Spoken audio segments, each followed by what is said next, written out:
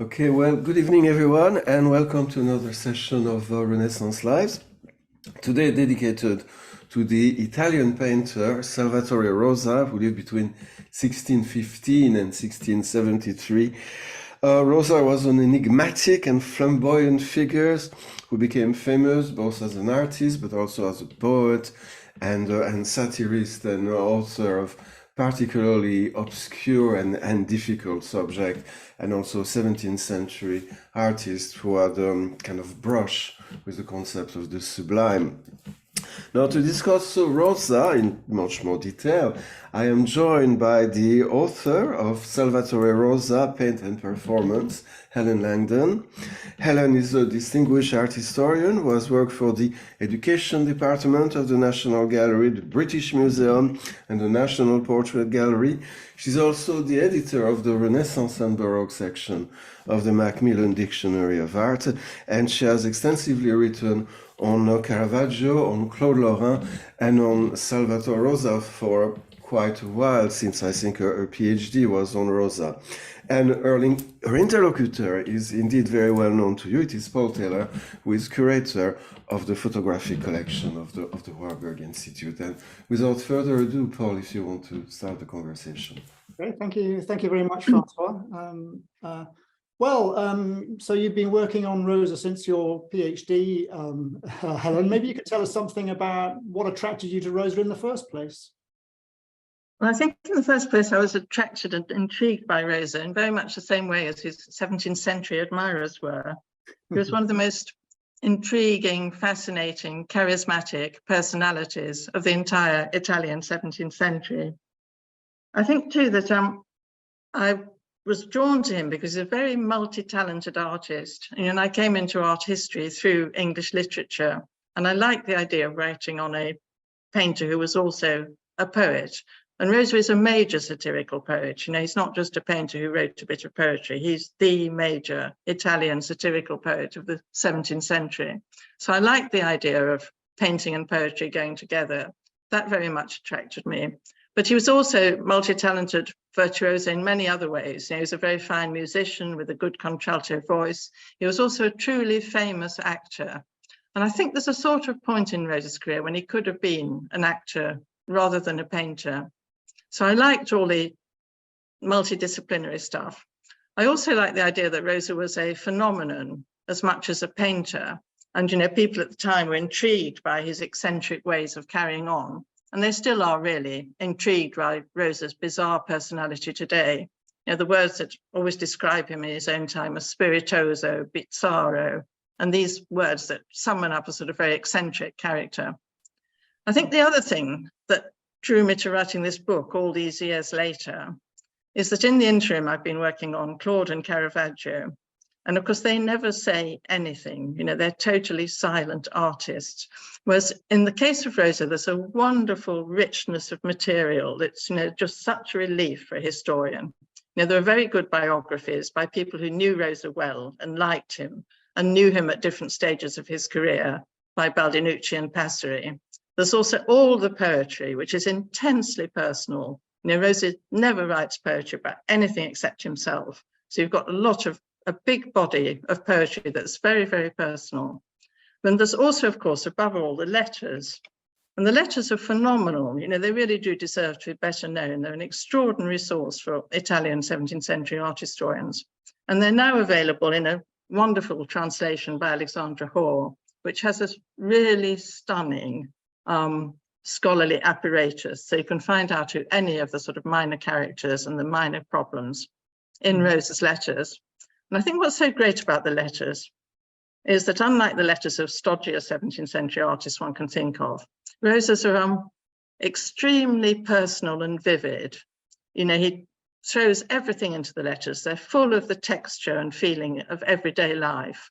And, you know, sometimes they're very high flown sort of descriptive passages. They're mixed up with sort of wonderful, vivid displays of jealousy. They're full of the feeling of everyday life, of Rosa sort of going off to the shops to buy a cheese and enjoying eating thrushes and this kind of thing. So these letters are really a pleasure to read, and they give you a feeling of everyday life. You know, when I was preparing for this seminar, I noticed I'd said that I'd use the letters to capture the texture of everyday life. And one of my regrets now is that I didn't do more of this. I should have put more of the letters in, because they are a wonderful resource. And I remember you saying, Paul, when we were talking about this, that I don't say anything much about Rosa's partner, Lucrezia. And I do truly wish that I had, actually, because there's so much about her. And I should have said a lot more about her. And they're very touching, like, you know, Lucrezia sort of, he says, oh, Lucrezia wants to come to Tuscany to wander around in the rocky crags of the mountains near Volterra, even though she's a woman. And it's full of kind of very nice comments like this. And then there's a terrible chilling bit when Lucrezia's had a daughter, and he immediately sends this daughter off to the orphanage. He sent all his children except 2 to the orphanage.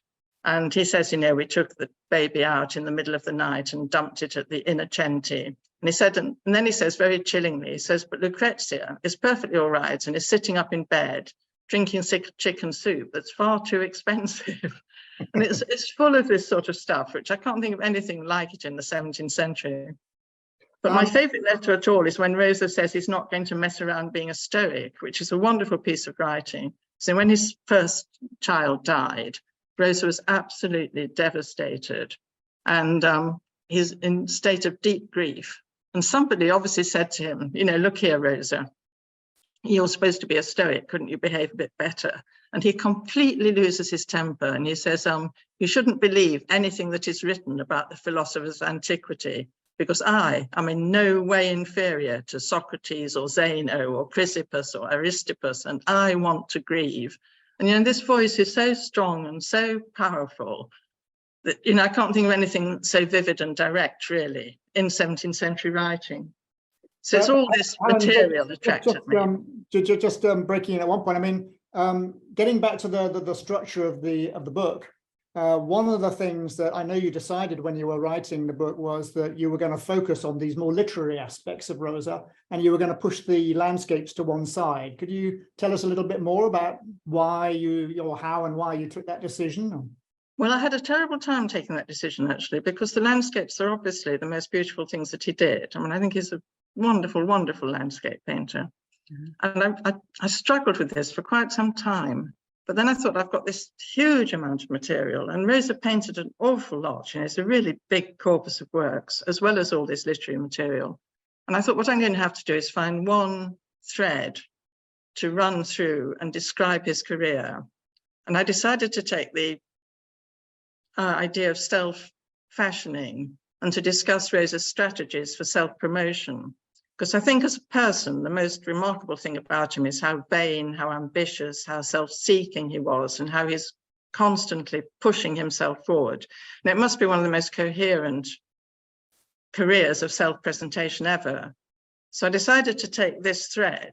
And then I started writing about the landscapes, because of course Rosa wished he hadn't ever painted the landscapes. And I thought, if I get rid of them completely, as Rosa would have liked me to, I can then have space to concentrate on the pictures that most coherently are about self-presentation, about creating an image of himself that was really the sort of endeavor of his entire life. So that's why the landscapes have gone. We need another book on them.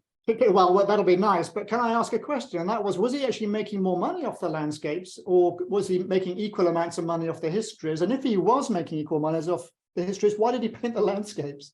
No, I think he was making money off the landscapes. Okay.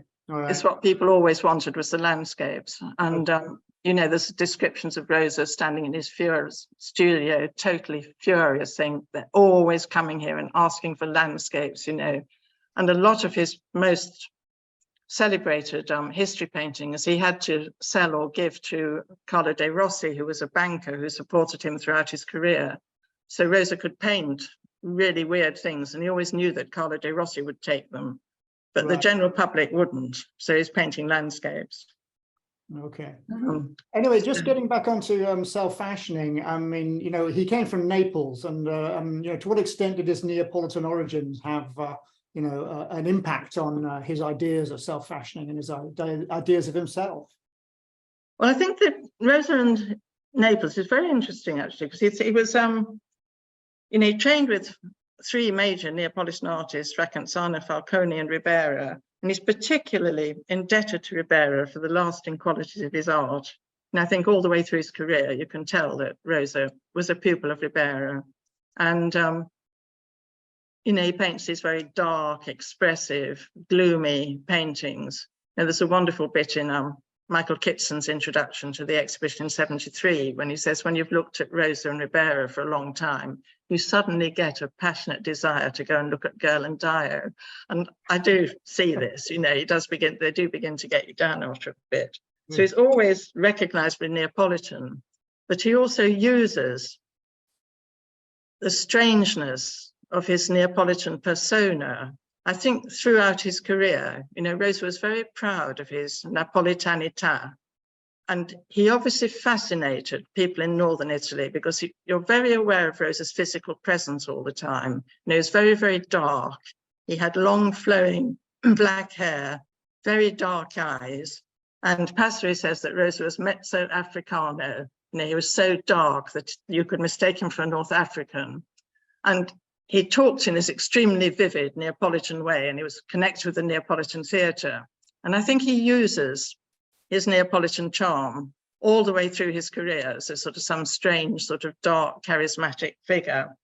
I think, you know, all this is part of what he's trying to sell, something slightly strange and exotic when he moves from Naples. But I think when you look at what Rosa was doing in Naples, the early biographers, you know, give quite good descriptions of Rosa's life in Naples. And what really struck me is that everything he does completely conforms to Otto Kurz's description of the legends surrounding a young genius artist. You know the book, it's called Legend, Myth, and Magic in the Making of the Artist. And Rosa fits in absolutely precisely. You know, he suffers from precocious urgency. He's always covering walls. He gets into troubles for drawing all over the walls of a convent in Naples. He has this desire to cover everything in drawings. He overcomes terrible poverty, which I think Rosa was very poor, but he overcomes it. He overcomes his family who don't want him to be a painter. What they want him to do is to be the pride of the world in the world of letters, or a lawyer. So it always makes me laugh. They say perhaps he could be a lawyer and kind of redeem the family fortunes. And this is all what Kurtz says, you know, the genius young artist cannot resist from painting. He has these terrible obstacles to overcome. And then he's discovered by a famous personality. And Rosa, of course, was discovered by Lanfranco, who came and saw one of his paintings in a dealer's shop. So I've often thought that Rosa must have fed this stuff to Baldinucci and Passeri. He must have said, look, I want to be this young genius artist in Naples who was discovered by Lanfranco. And, you know, it's quite a wonderful piece of writing, really. And I particularly love the bit about how they wanted him to be a lawyer. It's quite funny, really. And can you think of any artist before Rosa who is this obsessed with success? No, I can't actually. And I can't, no, it's quite astonishing, really. I mean, there are bits where, you know, Baldinucci says about Rosa, you know, that what he wanted was that everyone, everywhere, all the time should be talking about him. And it's such a wonderful sentence, really. But he also told Baldinucci that he was self-taught. You know, he said he never had a master. He was a self-taught artist. Whereas I think, in fact, he trained perfectly in a normal way in big Neapolitan studios. But of course, this is self-fashioning too, that you're such a genius. You do it all by yourself. You don't need any kind of master. You spring fully formed from the forehead of Jove sort of thing. So I think that in Naples, he's already cultivating this myth of the young genius artist quite vigorously. He's also, of course, moving from place to place in an attempt to find success. And he moves from, you know, Naples to Rome and then on to Florence. I wonder if you wanted to talk a little bit about how he sort of tried to play the Florentine market, so to speak, by creating strategies to attract the Medici and to attract the Florentine court. Something about his career in Florence. Yes, I think, can we go back a little bit to that Neapolitan landscape? Back. How have we got here? Yeah. Can you go back to the landscape before that, Titius, that one? You see, this is what Rosa's doing in Naples, right? This is the 1630s. Yeah, it's probably sort of 1635, 1636. And Rosa, at this point, hasn't really got the passionate desire yet to become a sort of great figure painter. And he's creating a sort of school of very, very fresh and spontaneous and naturalistic landscape painting, which is extremely unusual. I mean, this is the same time as Claude is painting the landscape with the country dance. So it's the beginning of sort of naturalistic landscape painting. And I think when Rosa went to Rome and when he went to Florence, he took these small landscapes of the Neapolitan coast, and they would have seemed magical, partly because a lot of the people he was painting them for had never seen the sort of magical landscape of Naples. So he is creating a new topos, and Naples is just at this state becoming very popular with grand tourists. So he is creating his name as a painter of this kind of idyllic, enchanted landscape, which people, a lot of the courtiers in Florence and the market in Rome would never have seen the real thing. So he's bringing with him a kind of enchanted Neapolitan world. And then if you go on to the next picture, which is Titius. Now this painting is the one that Rosa really uses to try and attract a Roman public. And this, I think, is extremely interesting because Rosa was commissioned to do this painting by Niccolo Simonelli, who is the most famous maestro di casa of the entire 17th century. And he was commissioned by Niccolo Simonelli in Naples, 1637, when Rosa is partly in Rome, partly in Naples. He's sort of shuttling back and forth. And Rosa wants to make his name in Rome.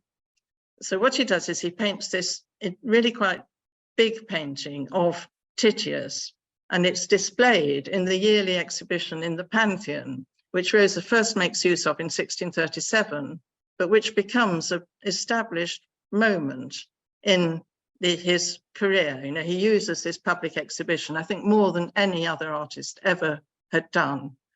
And if you think of the Pantheon, this public exhibition took place in March, once a year, and it was displayed in the portico of the Pantheon. It was crowded with tapestries and big paintings. So if you wanted to make your name, and Rosa, when he paints this, is a very young man. If you want to make your name, you have to have something big, something striking, something really arresting. And Rosa contributed this Titius, which has been lost, we only know it through an engraving, to the exhibition of the Pantheon in 1637. And so it went from Naples, where he was, to take his name to Rome.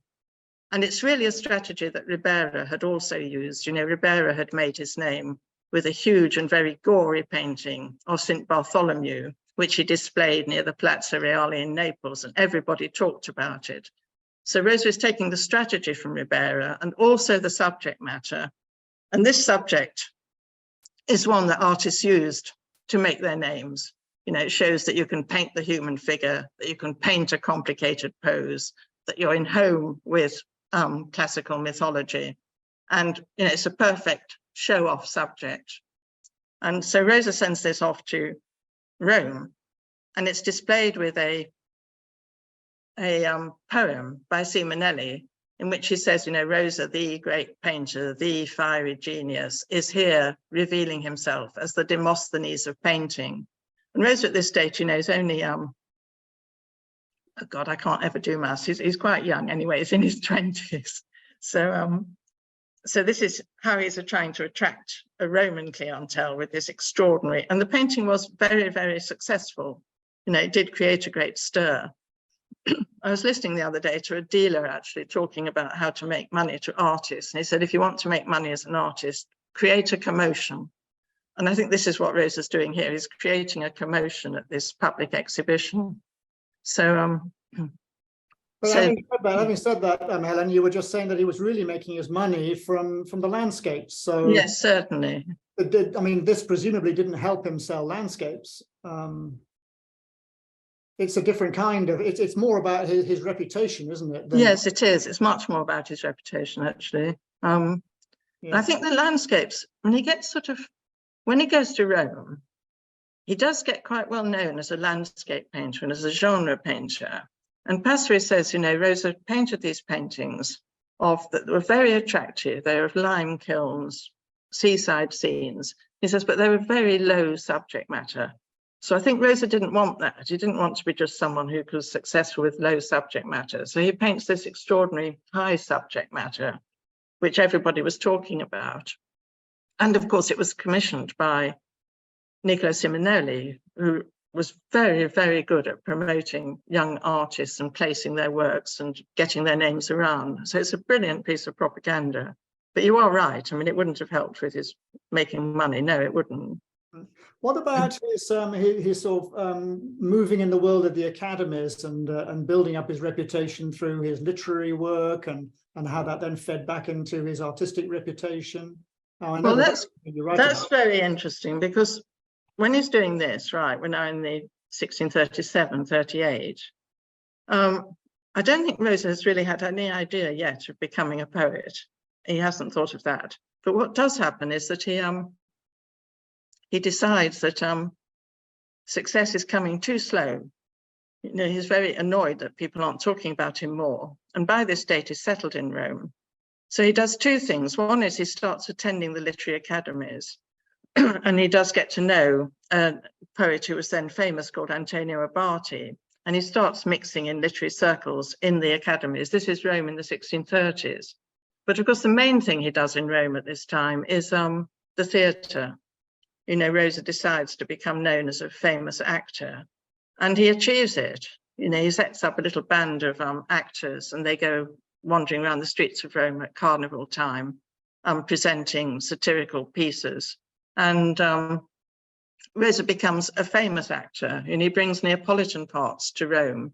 And again, you get this feeling that Rosa charmed everybody because he is so Neapolitan, he's so vivid, he's so full of life, and they hadn't really seen the kind of theatre that Rosa represents in Rome in the 1630s.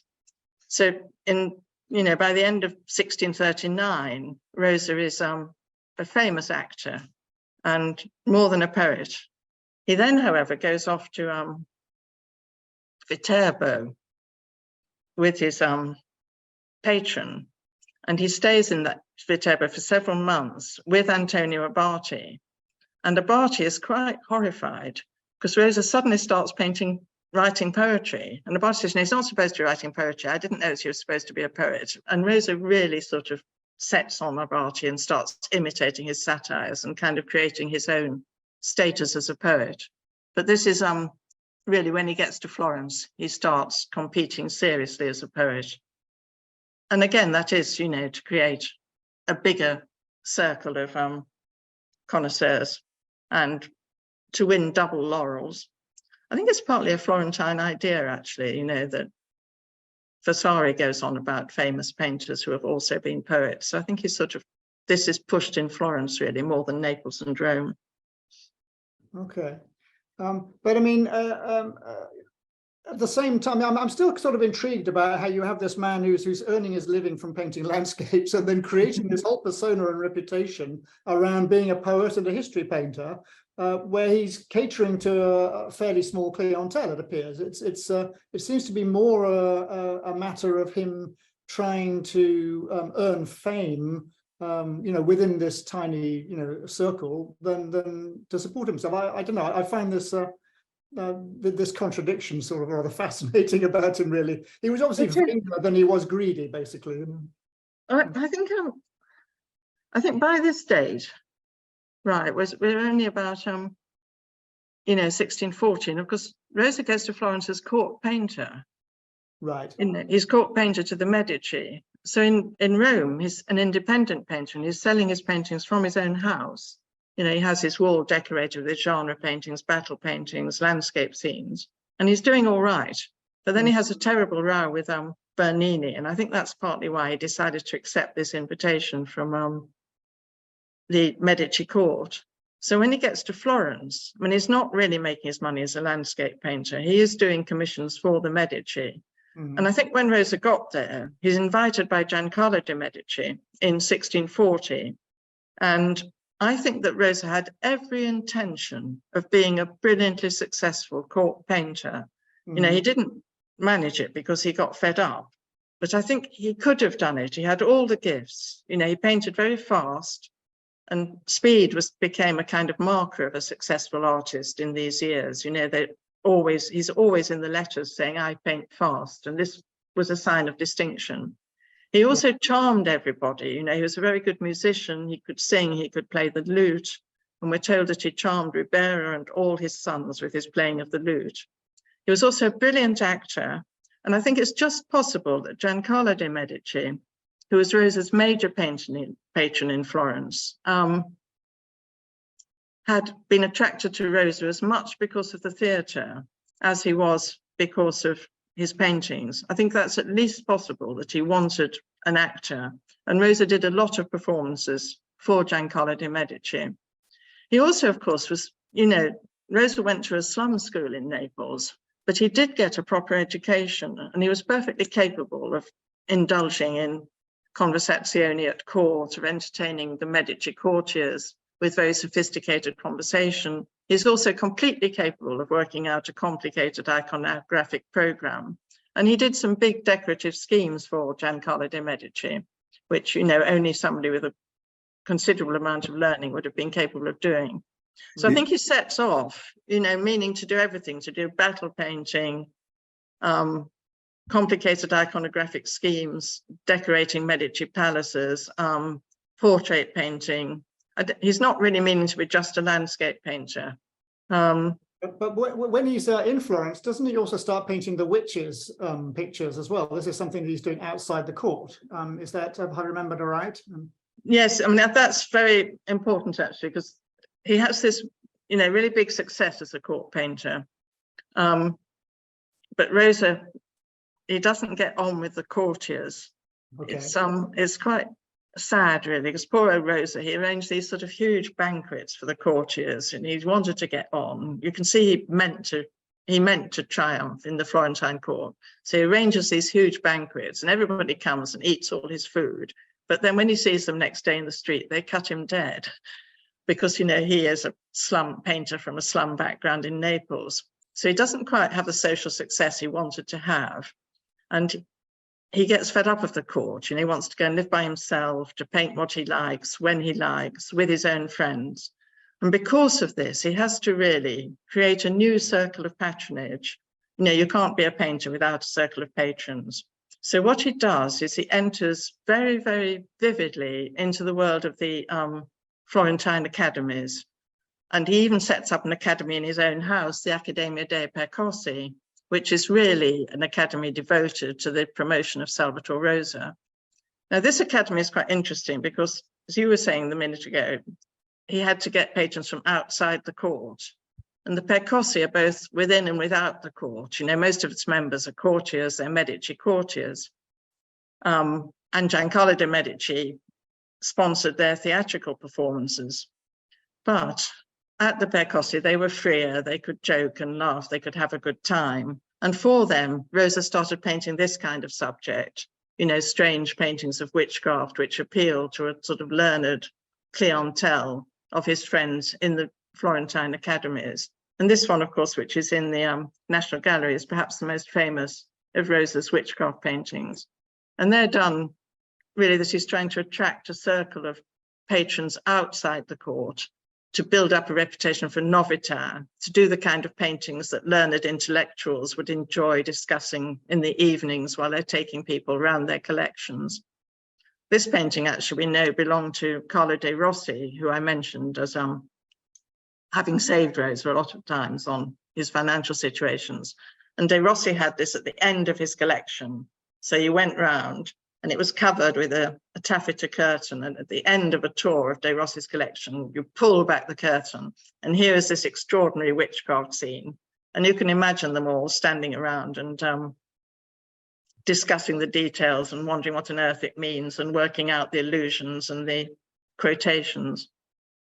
I mean, are there allusions and quotations? I was wondering to what extent you needed to be learned to enjoy a picture like this. I mean, so long as you know what a witch is, and then after that it becomes sensationalism, or are there sort of references being made here to texts which learned people in Florence would have known? Yeah, no, there certainly are. I mean, I think the great success of this painting in particular is it's an incredible blend of high culture, folklore, high art, low art, and he blends them all together. And right. If you'd been looking at it on a tour, say, of the gallery, you'd have picked out the little bits and, you know, gone for it. Okay. I mean, it's basically rooted in the writing of the demonologists. So the witches are all doing things that you could look up in demonological texts. And we know that Rosa read these because he mentions them in his letters. And it's also rooted in ancient literature. You know, there's echoes of poems by Horace that people would have recognized in this. But he's also blending scenes that could be from contemporary reality with references to famous works of art. For instance, if you look at the center here, right at the center, these witches grouped around the mirror are a redoing. If you look at this, this is a witch with a love spell. She's got a wax figurine and she's got a mirror. And this is one of the most famous motifs from classical poetry, you know, from Virgil and Theocritus, and of course reappears in Shakespeare and reappears in Rosa's own poem, La Strega. But all this would have been recognized by a Florentine viewer as a redoing of a prince by Hans Baldung Green, you know, very famous witchcraft prince from Northern Europe. So it's a, you know, it's a kind of rather wonderful blend of sources in writing, plus a redoing of a kind of print that was particularly popular in Florence. But then if you go behind this to look at the witch who is cutting the toenails of this figure, who the corpse hanging on the tree, you're suddenly in contemporary reality. And these figures are from, you know, the streets of Naples. And if you remember that exhibition at Dulwich about, you know, Ribera and violence, there are lots of descriptions about the horrors of the Neapolitan streets and the corpses lying around. And this corpse on the tree here, you know, which looks forward so obviously to Goya, you know, also I think reflects contemporary life in what Naples would have been like, with sort of scenes of horror and violence, you know, all over the place. And here is a witch exhuming the head of the corpse here. But this is a really truly horrific naturalistic detail. Then in the foreground, Rosa's blended all these with two famous quotes from the Renaissance. So on the left-hand side here, these figures who are telling the future. This I always have thought, though I don't think anybody else has really run with this. I've always thought that this comes from Stefano Guazzo's compendium of spells. So I think it comes from illustrations from a contemporary book of demonology. It's partly naturalistic, but you would have recognized if you've been sophisticated enough that it's based on a very famous Renaissance print by Agostino Veneziano, as indeed is the section on the right. So I think it is really appealing, you know, to all sorts of layers of learning. And then in the background here, all this bit on the right-hand side is based on Agostino Veneziano's very famous print, The Carcass. But the bird behind is from a modern biological print by Filippo Napolitano that were very famous in Florence at the time. So I think they would have loved unpicking all these different quotes, some modern, some ancient, some folklore, some high art. And it's partly why they, you know, were so popular and fascinated his Florentine patrons so much. Did he continue to paint witches' scenes later on in his career, or was it? Yes, he did actually. I mean, this one I think we can fairly securely date to 46, right. I think. But there's a whole group before them, and he's still painting witchcraft scenes in the 50s. In 56, he does a very famous witchcraft scene. And of course, one has to remember, you know, that there were witches in Florence. When he's painting this, 46, there's a very famous witchcraft trial going on the fief of Niccolini, who was one of Rosa's most famous patrons. So, you know, it's bringing together things that are happening around him, as well as all these quotations from art. I think it's the most astonishing work, actually. But when he's doing this, he's beginning to fall out of favor with the Medici, isn't he? Or at least, you know, his career in Florence is beginning to come to an end. Well, nobody quite knows what happened between Rosa and the Medicis. It's quite interesting because this is 46, I think. By 47, Rosa has really more or less got sick of them, and he gets his last payment from the Medici in 48. But he never exactly says what's gone wrong. I mean, something obviously has gone wrong. And it may have been that he just wanted more freedom. You know, he starts talking at this time about how a day of freedom is worth more than 40 years of a life bound by a golden chain and all the rest of it.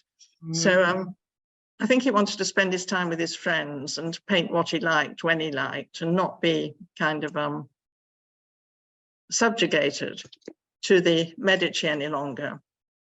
Do you think really what happened, or is there a backstory there? Well, I think there must be a backstory, but he never says, and nobody else ever says. Despite him saying so much, he never does say that. Well, that could be because it was very embarrassing, of course, but yes.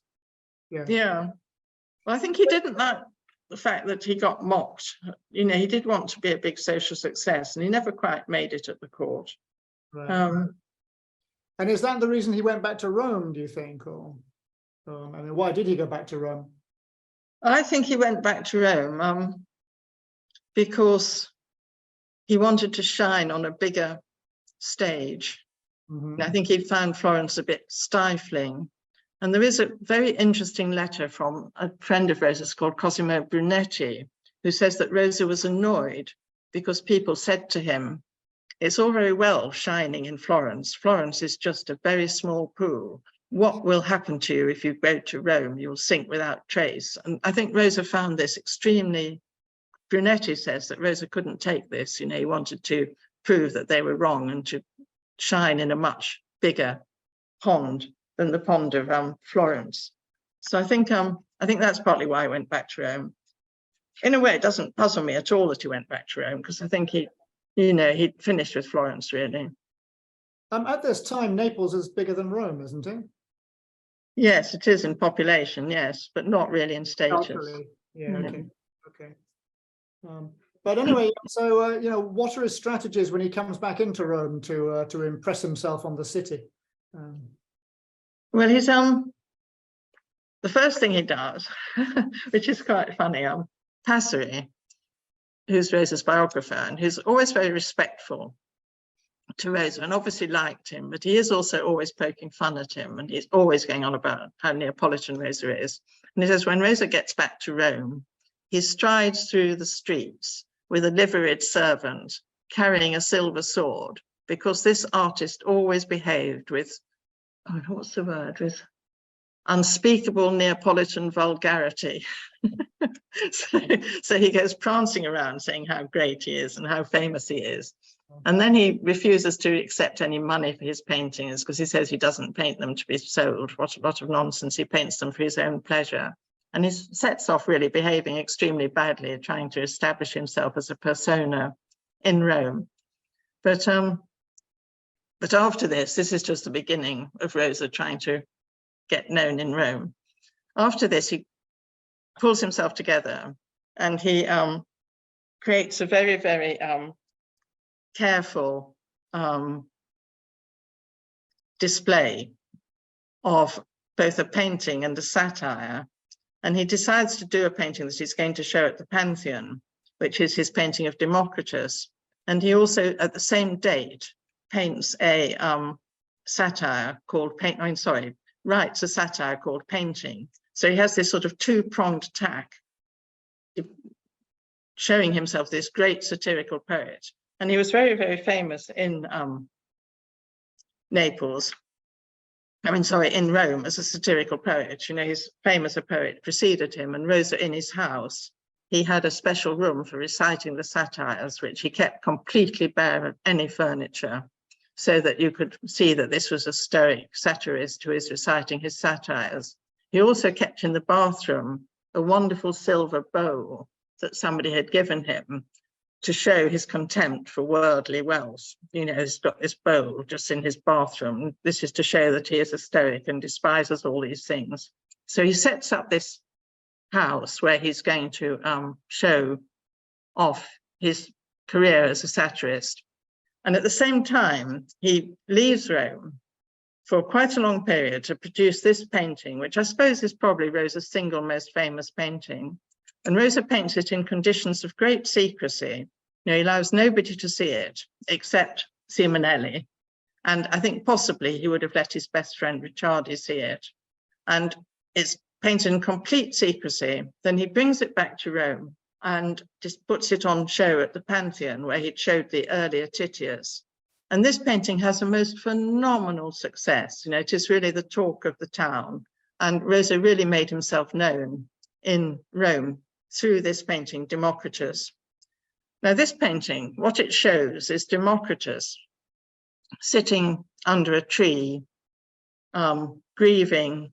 And yes, you've got the most wonderful landscape. This is a very, very beautiful silvery light and a sort of wonderful creation of this atmosphere of melancholy and gloom and sadness around the figure of the ancient philosopher Democritus. And it's a very striking painting. It's very, very big. You know, it's a really large painting. And then you've got this sort of strange owl peering through the trees in the background. Now, the subject here is Democritus, who is the ancient philosopher, is sitting grieving over the futility of all intellectual achievement. And here's Democritus with his head in his hand, melancholic. Around him are symbols of mortality, of death, of transience. So you've got these skulls of animals, the skull of the ox, a skull of a monkey in the ground here. You've got emblems of mortality in sort of crumbling antique bits of antique sculpture. You've got the god Terminus. You've got a pyramid that's taken from Piero Valeriano's emblem book, which is about how all human life is a disease. Human life is a disease from birth. So it's a very gloomy painting about, you know, the futility of human life and of human achievement. And I think myself, this is actually an old-fashioned view, but I still think that this painting was based on a apocryphal letter by Hippocrates to the people of Abdera. Now, Hippocrates was the ancient doctor, and the people of Abdera asked him to come in because they said they were worried about Democritus because he was always laughing. And if you remember earlier paintings of Democritus, he was always the laughing philosopher paired with Heraclitus, who is the weeping philosopher. And the people of Abdera got upset, and they asked Hippocrates to come in and say, try and find out what's the matter with Democritus and why is he always laughing? And so Hippocrates says, you know, look here, Democritus, you know, life isn't funny. Why are you always laughing like this? And in return, he gets this astonishing diatribe from Democritus about the total horror, futility, foulness of human life. It's really a very sort of powerful, cynic diatribe against everything in humanity. And I think that this probably is the source. You know, these letters were really quite well known, and there are a lot of paintings of this theme in Dutch painting. And I think this is probably the source for this painting, even though you can't see Hippocrates. But having said that, one of the really interesting things about this picture is that it was displayed in the Pantheon, and all Rome went to see it. And astonishingly, we have a series of letters from Cosimo Brunetti describing audience reaction to the picture. And this is quite a rare thing in the 17th century. You don't very often get descriptions of what people thought of paintings. And Brunetti writes a wonderfully vivid letter of the stir this picture caused. And it's like a description of the Paris Salon in the 19th century. He says everybody went to see it. They're all pushing each other out of the way. They couldn't be bothered to look at anything else. Pietro da Cortona said the painting was enchanting, which I think is an extremely strange word to have used. And Rosa was really pleased that Cortona thought the painting was so great. And none of them knew what it meant. And this also is quite interesting, that they discussed endlessly, what does the picture mean? You know, is it about the terror of all human life, they said? Is it from the book of Ezekiel about human bones all piled up? and none of them mention, actually, which I'm a bit sorry about, they don't mention the letters of Hippocrates, which I still think is probably the most likely view. But So Helen, can I just ask about his sort of stoicism, his views that life is worthless, and how does that match with his restless self-promotion throughout his life? I mean, it seems like a rather odd sort of combination. Do you not think, or I mean, how genuine or how felt is this view he has of these philosophical views, Stoic views, or views about transience? Do you think? Well, the Stoic views. I mean, the Stoicism, as you know, is extremely widely spread in the 17th century. And, everybody's going around saying they're Stoics. And I think that Stoicism to Rosa, I don't think that Rosa was remotely a Stoic. But when he needs it, he picks up a slogan from Stoicism, he uses it, and he paints Stoic subjects to criticize the society around him. So in Florence, he paints a lot of Stoic subjects, and he paints Diogenes throwing away his dish. He paints Crates throwing his money into the sea, and he paints other Stoic subjects. But they're really part of his ambitions as a satirist. Ancient satire sets the corrupt world of the present against the pure world of the ancient Stoics. So it's a literary device, really, he's using and identifying with.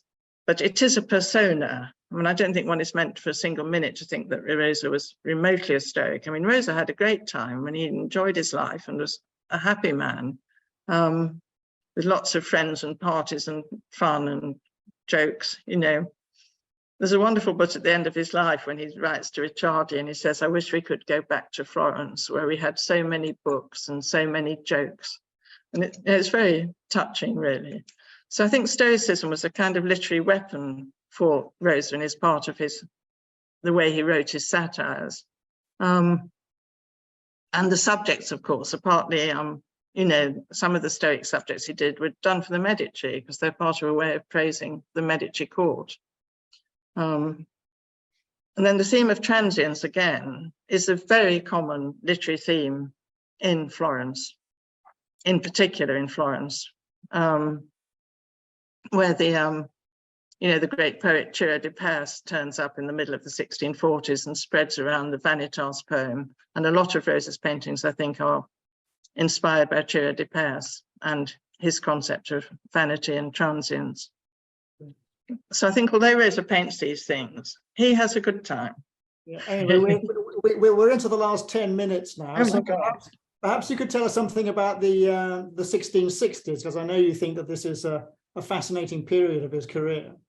Well, the 1660s, when I was working with Michael Kitson back in, God knows when, 73, Michael writes, that Rosa did little that was new or interesting in the 1660s. And I think really that the exact opposite is true. I now think, we thought that then, but I now think that the 1660s are the most interesting decade of Rosa's career. And really the bit that I'm proudest of in my book is the 1660s.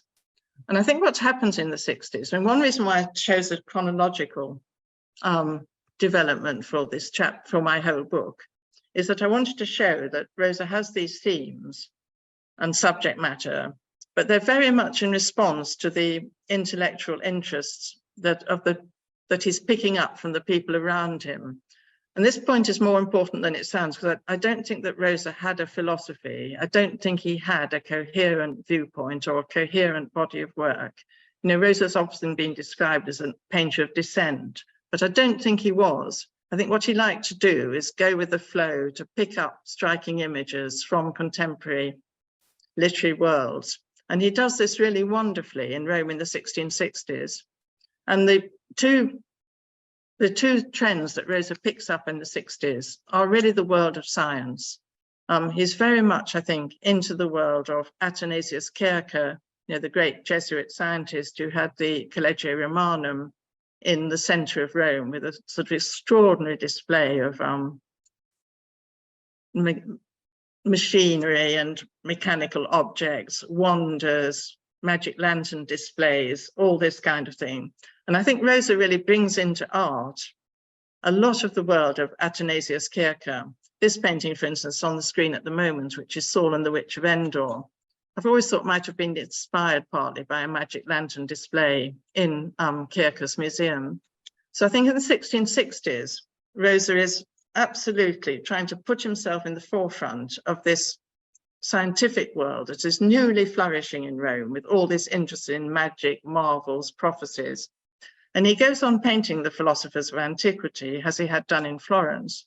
But instead of painting the Stoics, he's sick of the Stoics by this stage. He doesn't paint them anymore. He doesn't paint criticisms of society anymore.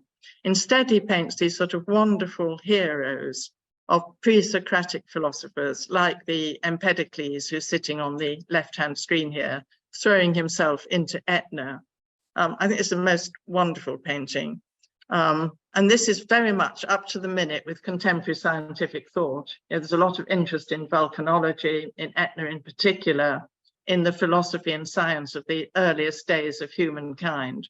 And here you have Empedocles, who threw himself into Etna, leaving his golden sandal behind, in order to suggest that he had become a god and that he had totally disappeared without any trace because he'd ascended to the heavens, whereas in actual fact, he jumped into the volcano and left this terrible clue that he hadn't really ascended to the heavens, because there is his golden sandal, which you can just see in this image here at the middle of the painting. Yeah. I think the Empedocles, actually, and if we ever get around to having discussion, I'd love to know what people think of this, because I think if you read 17th century writings about Empedocles, he is really, on the whole, a positive figure. Even though he jumped into the volcano in this stupid way in order to trick people, mostly people are positive about him, and they see him as a kind of precursor of Pliny, who died in the volcano because he got too near looking at looking at the volcano. And I think that Empedocles is meant to be a hero. But when I was giving some talk or other in Stockholm, somebody said to me, no, he's meant to look comic. He's meant to be a very silly looking figure. And I think maybe he is. I can't make my mind up. I'd be quite interested to know what people think. But I think in a way, this is what's so clever about Rosa, that he paints ambiguous subjects that people can talk about, and they love going around their gallery discussing the sort of ambiguities and the different interpretations you could have of a scene like the Empedocles.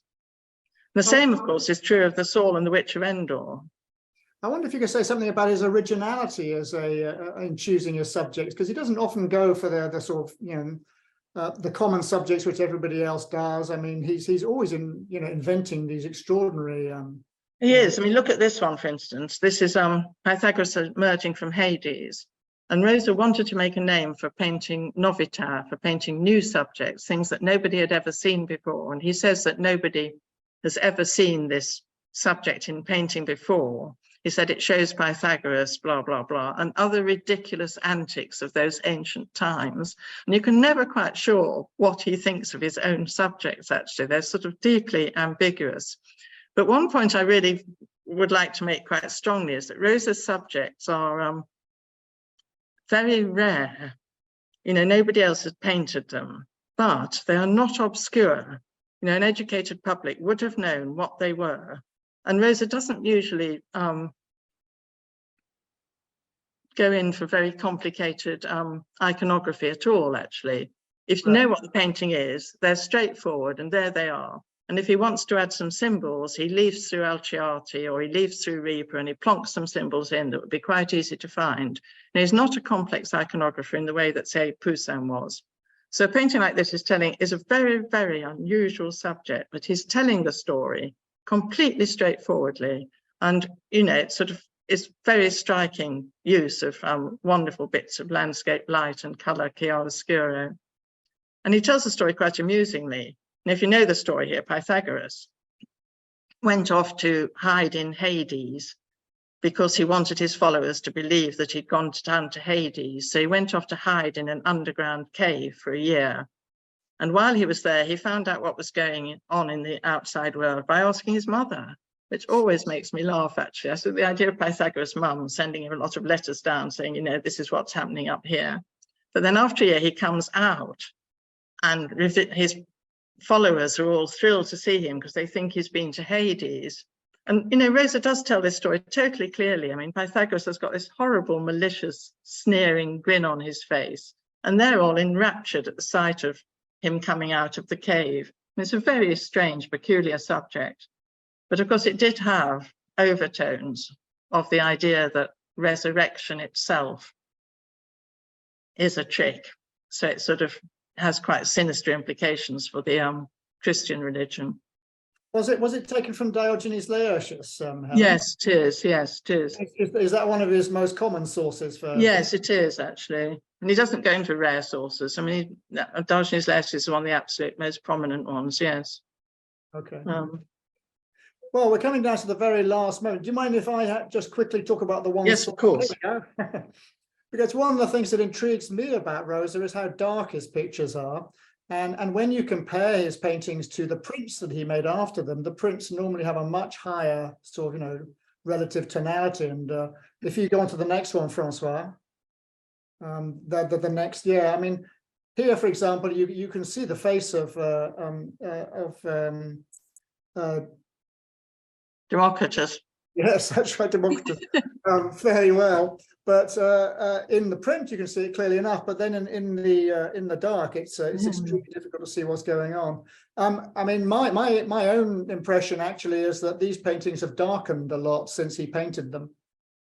They look to me like darkened pictures, and there are an awfully large number of darkened paintings from the 17th century by Poussin and Claude and others. And I think that, you know, the Rosa we're looking at now, who looks like such a brooding, dark painter, might not have been that dark at the time. He might have had a much higher tonality, and then what we're looking at is not his intention, but the effect of condition. But I'll be interested to hear what other people think about that.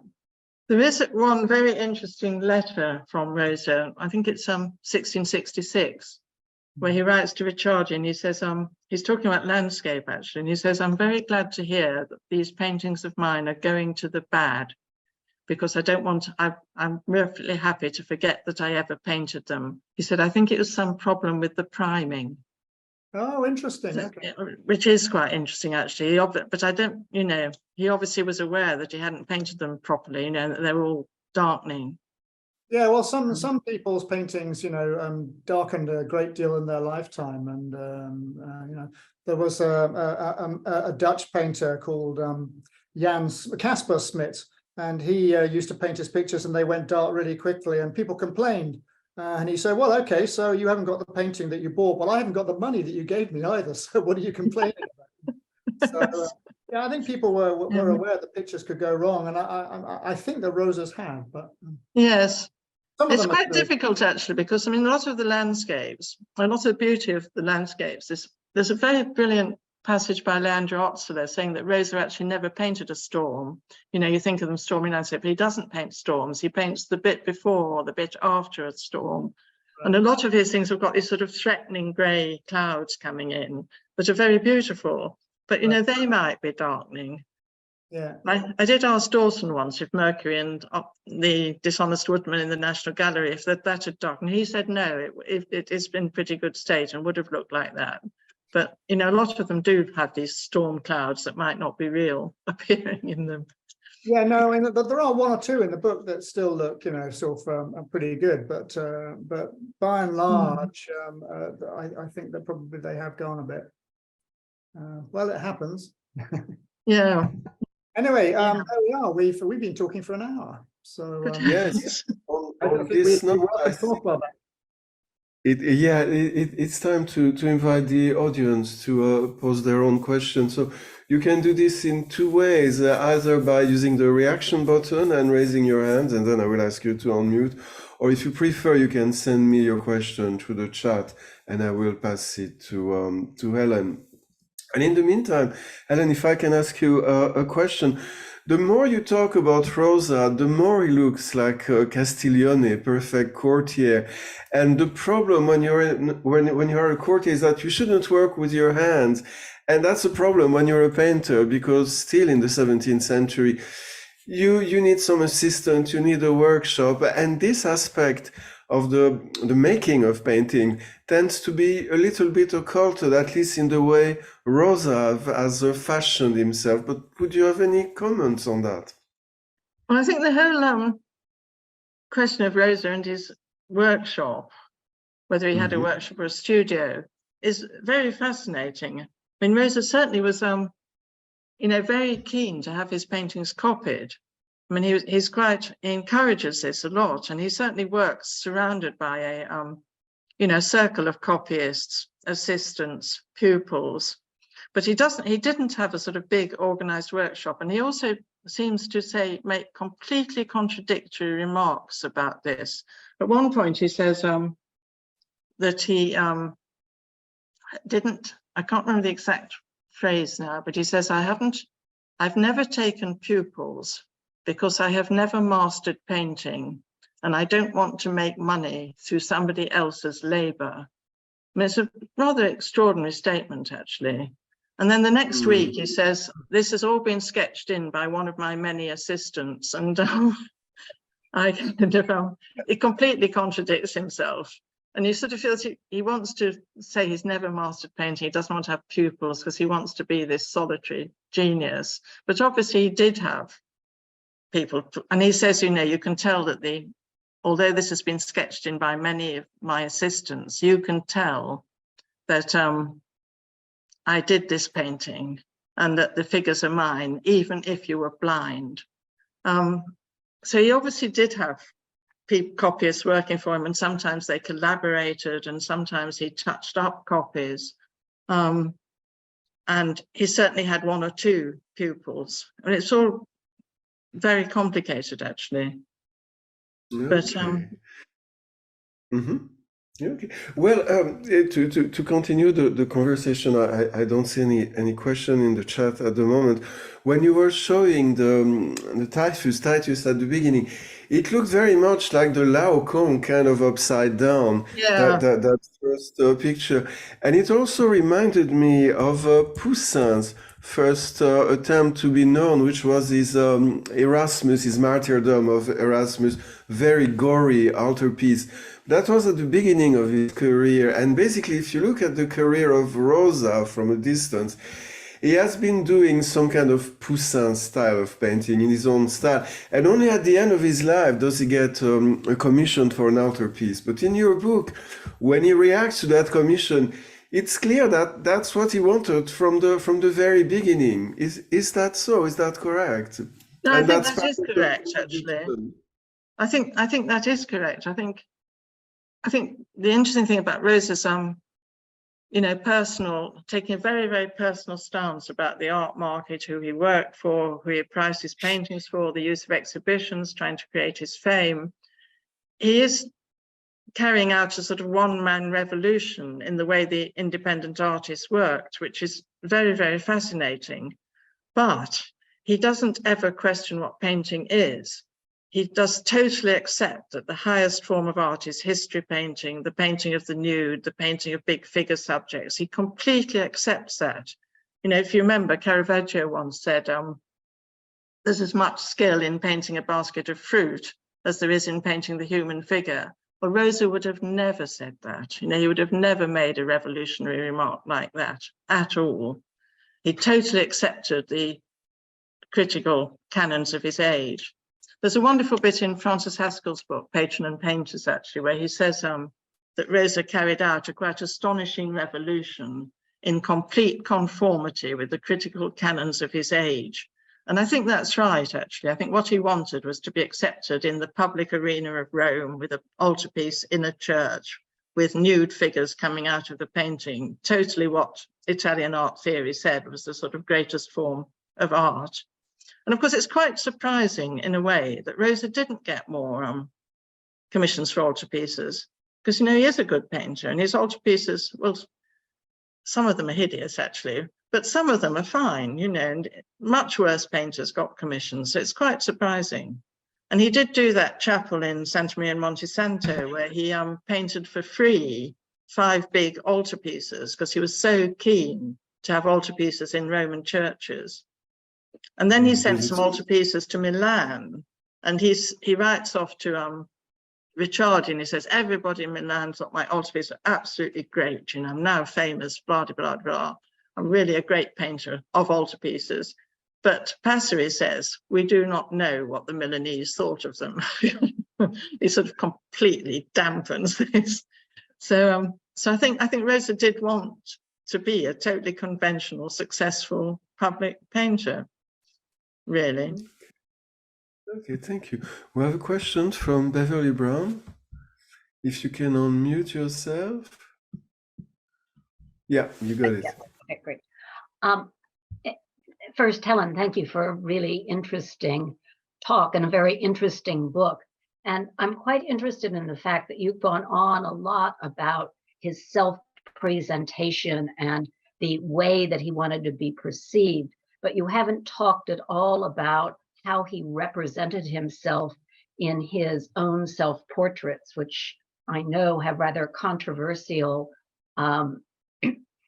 ideas. Yeah, no, I had a section on his self-portraits, actually, because I think his self-portraits mostly come from his Florentine period.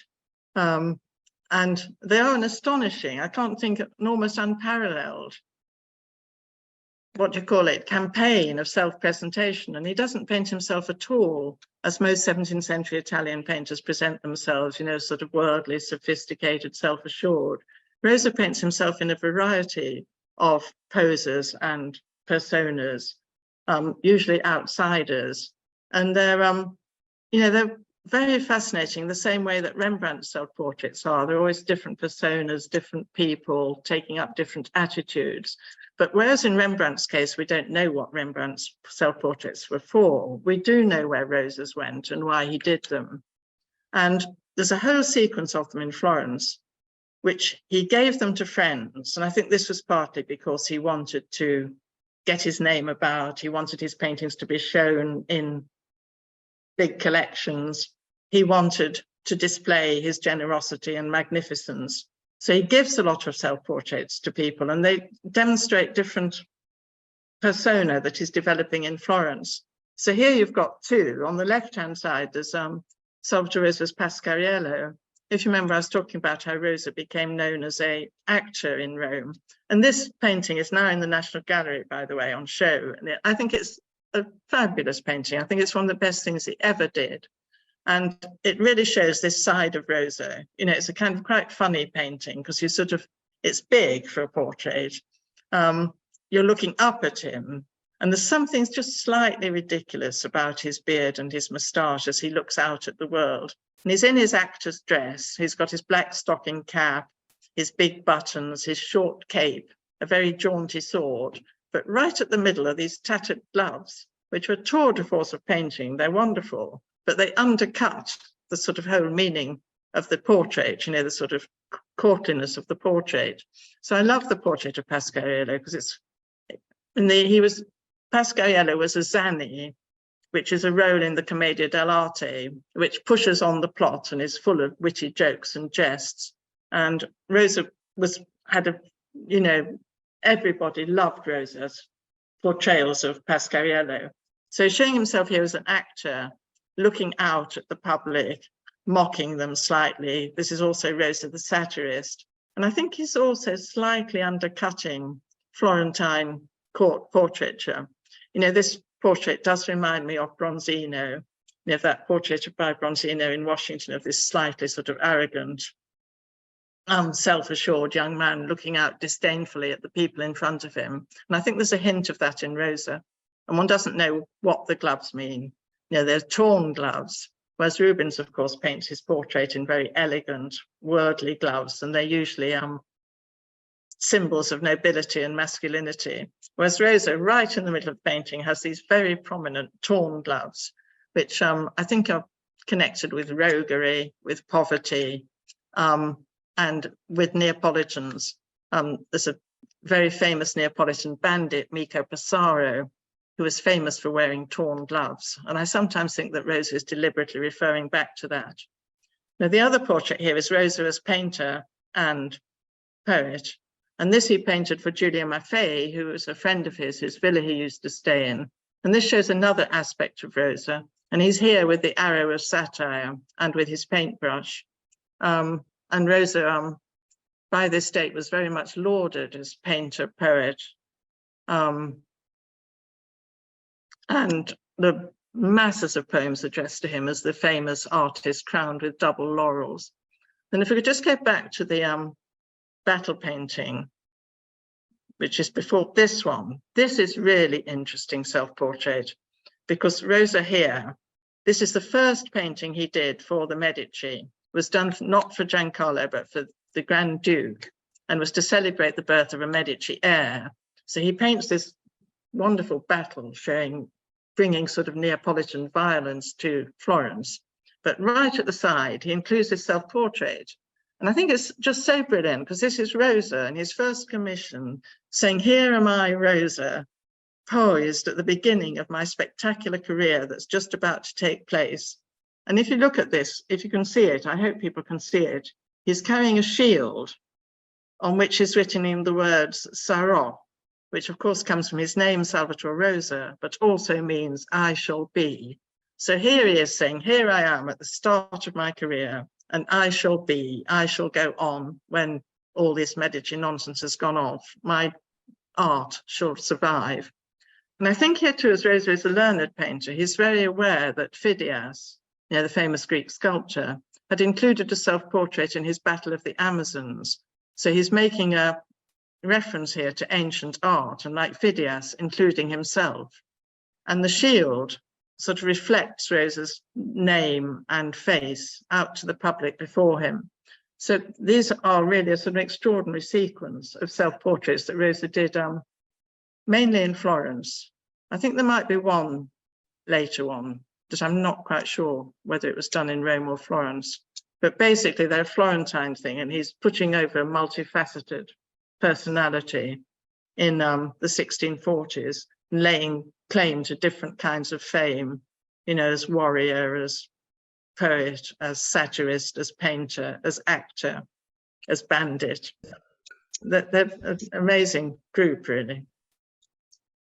I can see very much the image of Leonardo that he imitates, not only in the personality, but also in the battle scene, as you mentioned in your book. I think he is quite close to Leonardo's description of a battle scene, and perhaps that's a way also of flattering the Florentines. Yes, I think that's right, actually. One thing I'm really, really sorry about, actually, is that if you look at this battle scene, I mean, this is certainly to, you know, exalt the Medici. And as you say, I think it's very much influenced by Leonardo's descriptions of battles. And of course, Leonardo does describe the true horror of battle very movingly. And I think one thing I slightly regret about my book is that I slightly missed out Rosa, the left-wing defender of the poverty-stricken population in Italy in the 17th century, because I think he did have a really strong feeling for the widows and the orphans, a really strong anti-war feeling that I didn't give enough attention to, really. And the battle scenes are very, very violent, and I think they do have a real anti-war quality about them, which Rosa writes about in his satire La Guerra. And he was really jubilant when Masaniello won he didn't win, he got killed, but when he revolted against the Spanish in Naples. So I think there's quite a good left-wing side to Rosa.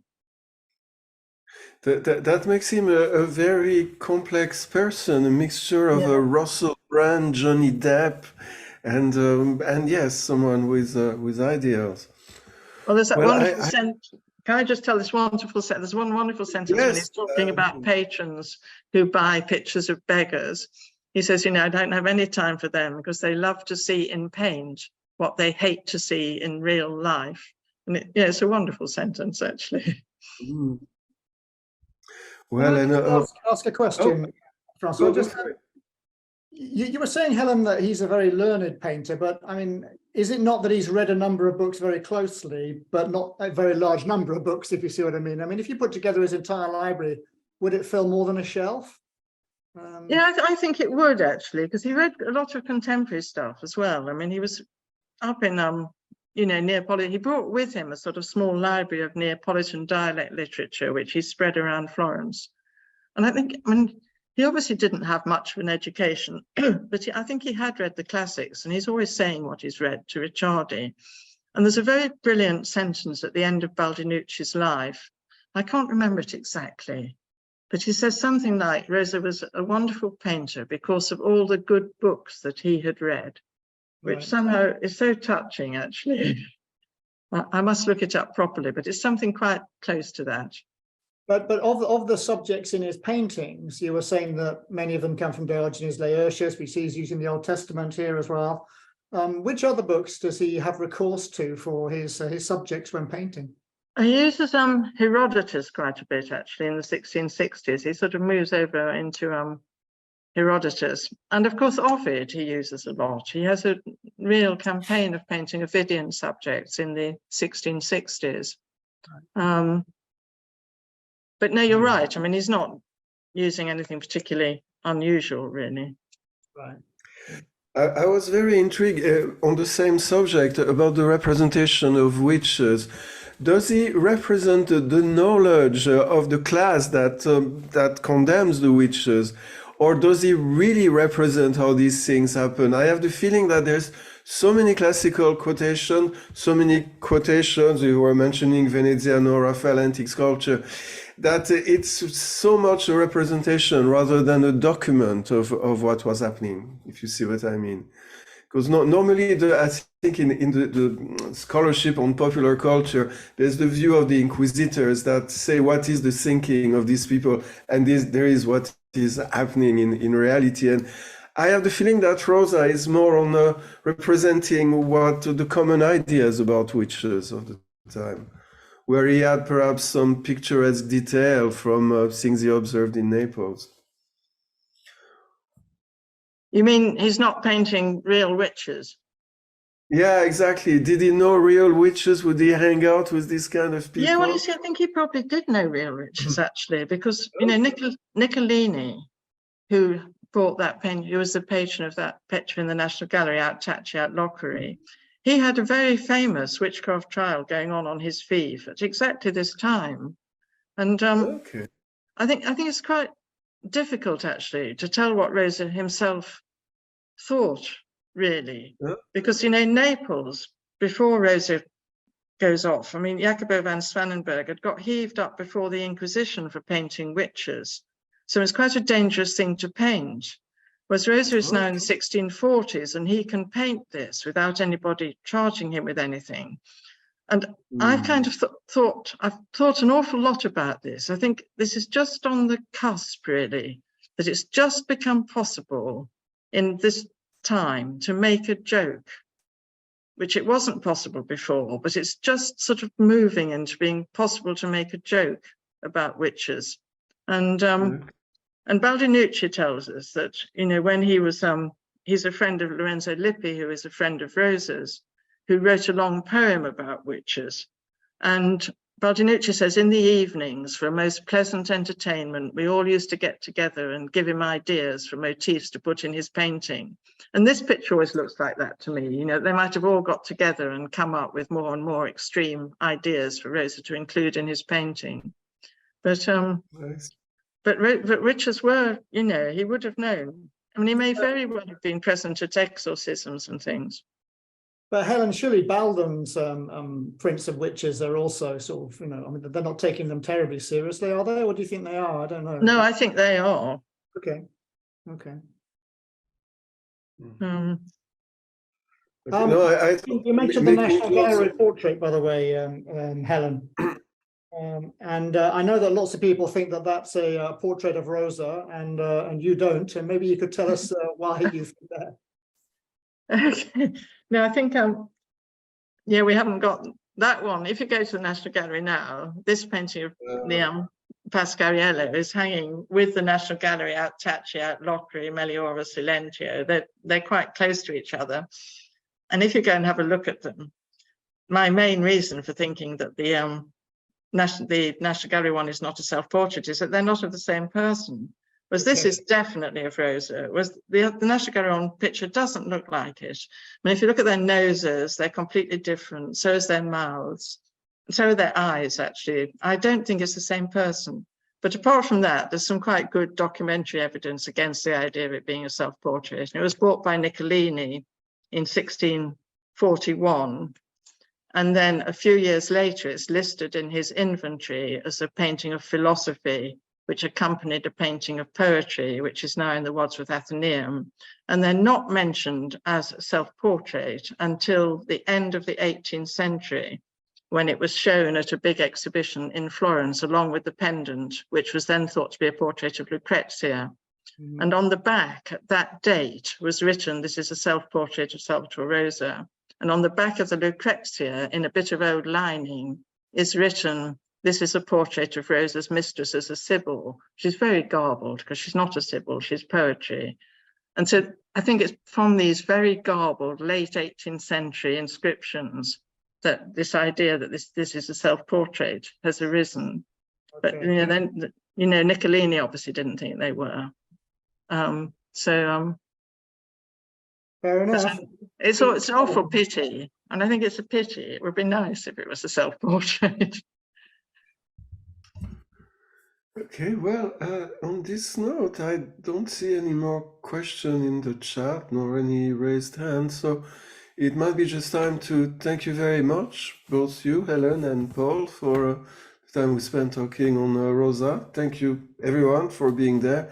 And we will reconvene on the 20th of June, I believe, with Beverly Brown, who is here, and Mary Garrard, and we will speak about Artemisia Gentileschi. So thank you, everyone, again, for being there, and very good evening. Good night. Thanks. Go ahead.